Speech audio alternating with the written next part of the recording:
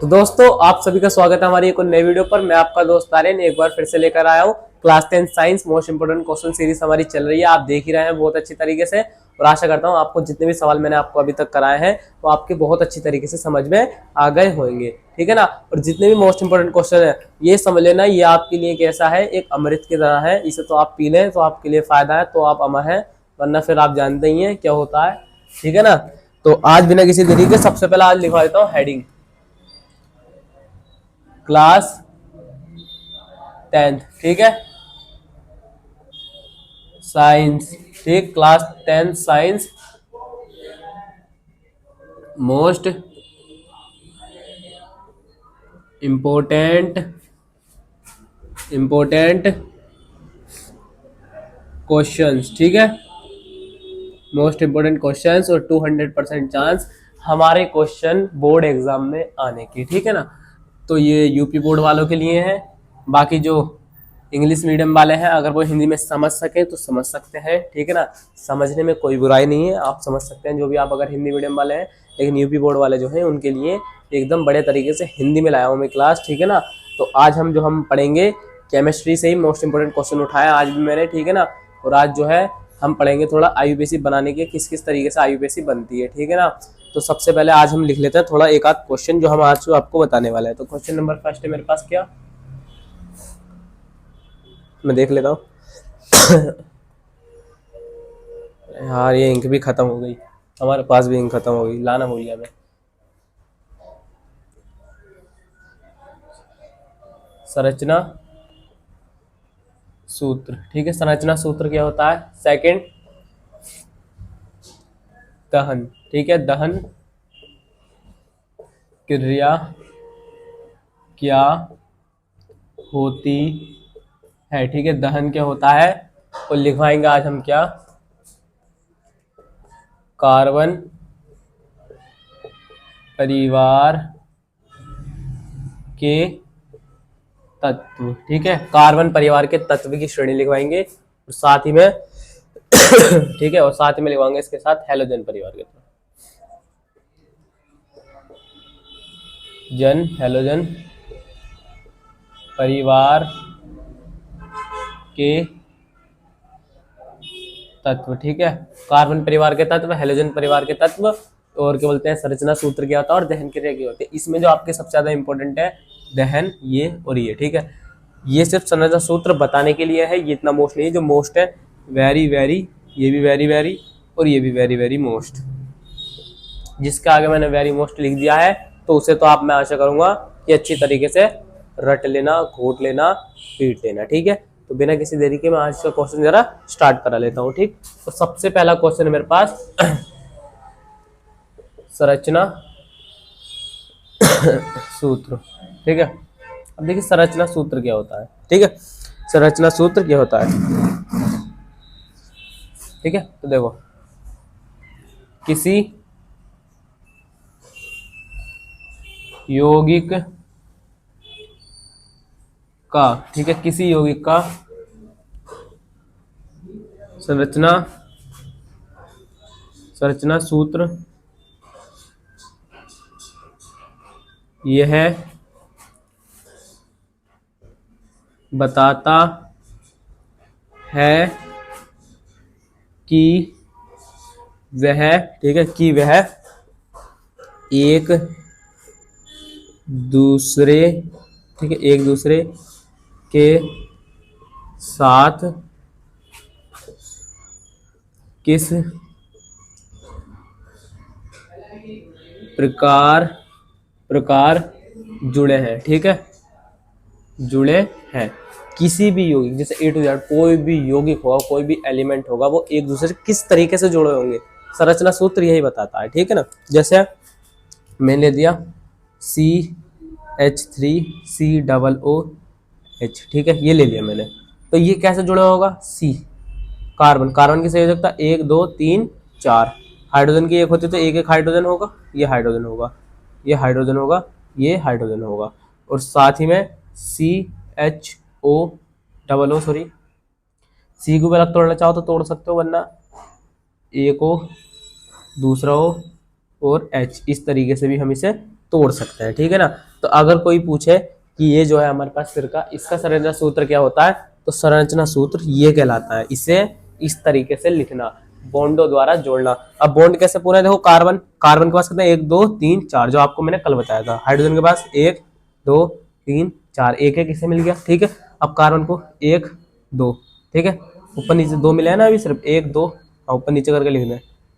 अरे सॉरी, हाँ, ये जो होता है क्रियात्मक समूह होता है, ये एक साथ लिखा जाता है COOH। क्रियात्मक समूह क्या होता है वो मैं आपको अगली वीडियो में बताऊंगा, ठीक है। आज मैं इस क्वेश्चन के बारे में बता रहा हूँ, जब आपको IUPAC कराऊंगा ना तो उसमें आपको बताऊंगा कि क्रियात्मक समूह भी होते क्या है, ठीक है। तो किसी भी पदार्थ का संरचना सूत्र होता है कि उसे बॉन्डों के रूप में तोड़ना और उसे इस तरीके से लिखना, ठीक है, वो एक दूसरे से किस प्रकार जुड़े हैं, ठीक है।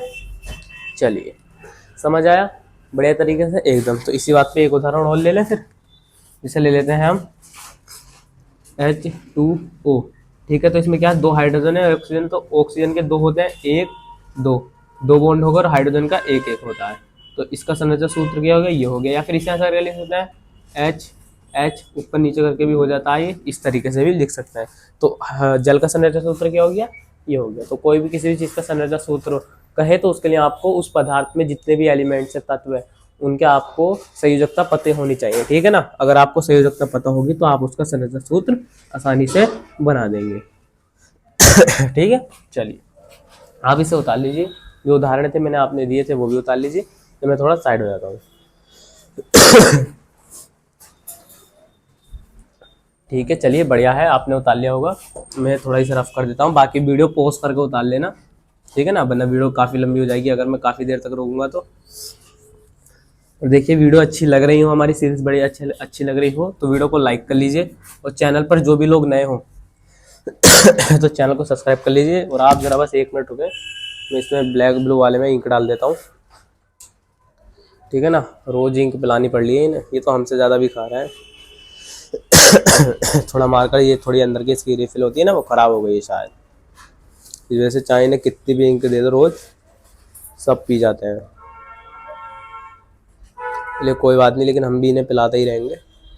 बाकी सवाल मैं आपको बता रहा हूँ, आप प्रॉपर वाले नोट्स या फिर एक रफ कॉपी में इन सबको एक बार एक जगह लिख लेना, और जब पेपर हो आपका तो तब उस कॉपी को उठाना और दबा कर रिवाइज करना, यानी कि अच्छी तरीके से रिवाइज कर लेना, ठीक है ना। एक अलग कॉपी बना लो 20 रुपए की, मोस्ट इंपोर्टेंट क्वेश्चन है, तो मैं सारा तो कराऊंगा नहीं, जो इंपॉर्टेंट क्वेश्चन सिर्फ वही कराऊंगा, तो 20 रुपए की कॉपी में आपका काम हो जाएगा। तो आप जरा 20 की कॉपी बना लेना, ठीक है।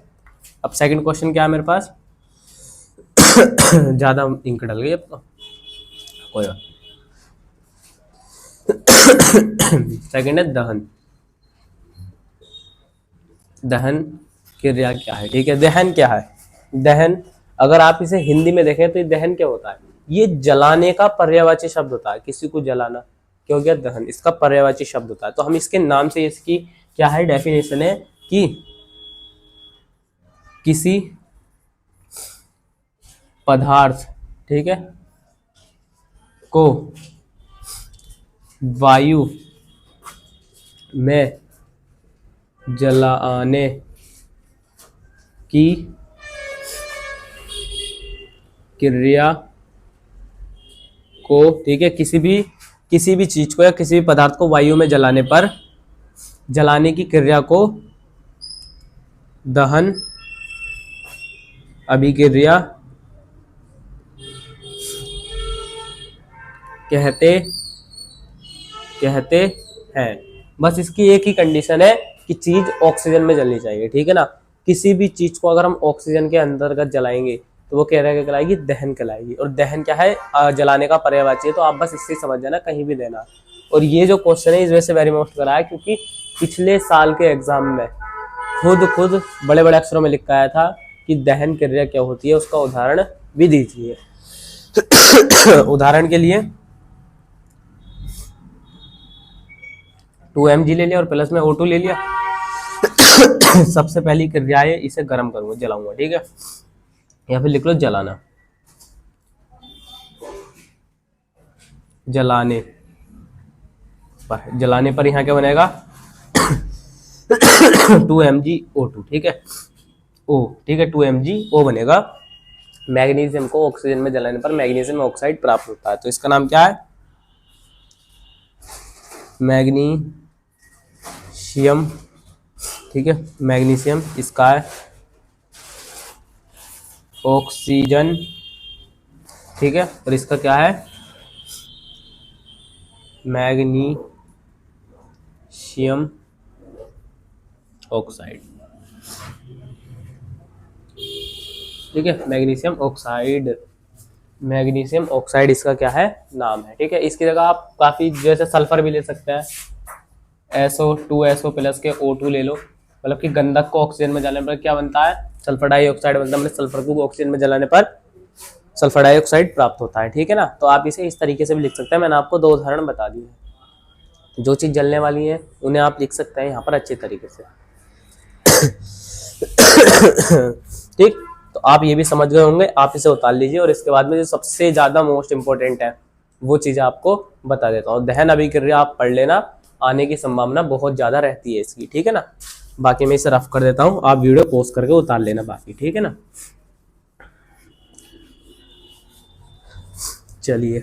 और काफी लोगों का कमेंट आ रहा था, तो एक बात से थोड़ा बहुत खुश हुआ, मैं भी हंसा काफी बार। कमेंट आ रहा था कि आप भैया आपका तकिया कलाम है कि ये ठीक है ना, ठीक है ना। अरे वो थोड़ा मुंह से निकल जाता है थोड़ा बहुत, ठीक है ना। अब भी देखो वीडियो में हर कुछ भी चीज करा दूं, कुछ भी चीज बोल दूं, तो उसके बाद बोलता हूँ ठीक है ना। मेरा काम पूछने का, आपका काम बताने का है। अगर आपको जब तक मैं इन क्वेश्चनों से सेटिस्फाई नहीं कर पाऊँ, समझा नहीं पाऊँ, तो मेरा क्या फायदा है? क्या कर रहा हूँ मैं? टाइम वेस्ट कर रहा हूँ। ठीक है, तो टाइम वेस्ट करने से कोई फायदा ना है। जो भी बताऊंगा बढ़िया बताऊंगा और आपसे पूछ कर बताऊंगा। और जो भी क्वेश्चन समझ में नहीं आया आपका बिल्कुल भी, तो उसे आप लिख सकते हैं क्वेश्चन का नंबर, क्लास का पार्ट लिखकर किसी भी वीडियो पे आप कमेंट कर दें कि ये वाला क्वेश्चन मुझे समझ नहीं आया, तो मैं अगली वीडियो में उस क्वेश्चन को और डीपली समझाने की कोशिश करूंगा, पूरी तरीके से समझाऊंगा। ठीक है, चलिए अगला क्वेश्चन है मेरे पास, तीसरा। कार्बन परिवार के तत्व। ठीक है, कार्बन परिवार के तत्व, इसे लिख लो very very very very very very very very. अरे भैया कितना बोलूं, जब इतना बोल ही दिया तो एक बार मेरी भी मान लो। Very important, very very most important. ठीक है ना, यह है कार्बन के आपके परिवार। इनके बिना IUPAC का आई भी सॉल्व नहीं होगा, क्योंकि ये सबसे मेन होता है यूपीएससी में। तो इन्हें तो आप पढ़ ही लेना। ठीक है, तो मैं आपको करवाऊंगा नहीं ज़्यादा।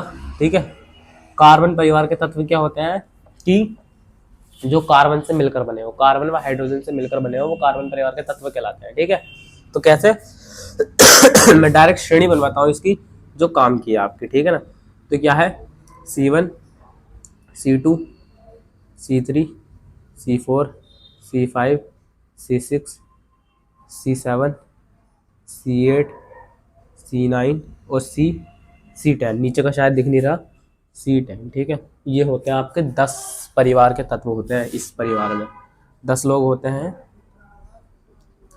ठीक है, और ये 10 लोग जो हैं आपके परिवार के लिए बहुत अच्छे हैं, क्योंकि अगर आप इन 10 लोगों को ना पढ़ेंगे तो आप समझ ही सकते हैं आगे नहीं बढ़ पाएंगे। ठीक है ना, पेपर नहीं दे पाएंगे, IUPAC में फेल हो जाएंगे, तो आपसे कोई शादी नहीं करेगा, और शादी नहीं करेगा तो आपके परिवार के लिए हानिकारक हो जाएगा। ठीक है ना, तो ये जो 10 तत्व हैं आपके बहुत फायदेमंद है। ठीक है, तो देखो सबसे पहले वो कहते हैं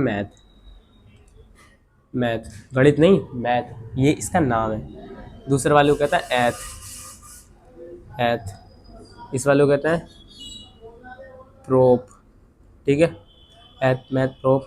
इस वाले को बोलते हैं ब्यूट, पेंटा,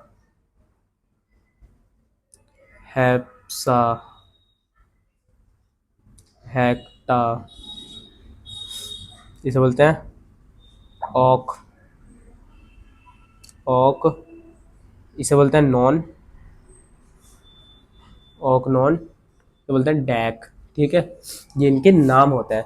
और ये कैसे यूज होंगे आपको IUPAC बनवाऊंगा तो आपको बताऊंगा, लेकिन एग्जाम्पल के तौर पे जिन लोगों ने IUPAC कर रखी होगी वो इन्हें समझ गए होंगे। जैसे मैंने तो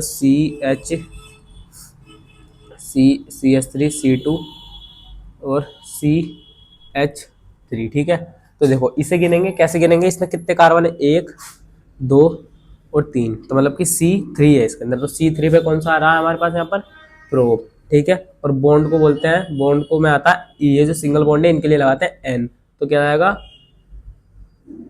प्रोपेन, ठीक है। प्रोपेन इसका क्या हो जाएगा, IUPAC नाम हो जाएगा जिन लोगों ने कर रखी है। लेकिन बाकी जिन लोगों ने नहीं कर रखी है तो आप सीरीज में बने रहिए, आगे चल के हम IUPAC नाम ही कराएंगे। और आशा करिए अगली वीडियो जो लाऊंगा IUPAC नाम की ही लेकर आऊंगा, ठीक है ना।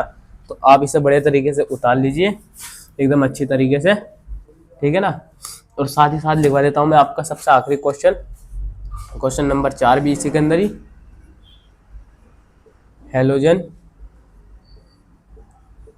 परिवार के तत्व, ठीक है। ये इसकी भी एक श्रेणी होती है, तो श्रेणी कैसे होती है देख लेते हैं।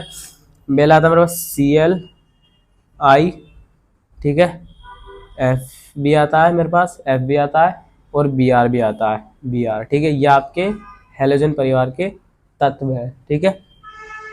FIBr और क्या बोलते हैं, IF और Cl और Br, ठीक है। ये आपके हेलोजन परिवार के तत्व है। ये क्यों आते हैं, ये IUPAC के साथ लगकर पदार्थ बनाते हैं, इनके साथ ही मिलकर ये एलिमेंट बनते हैं, ठीक है।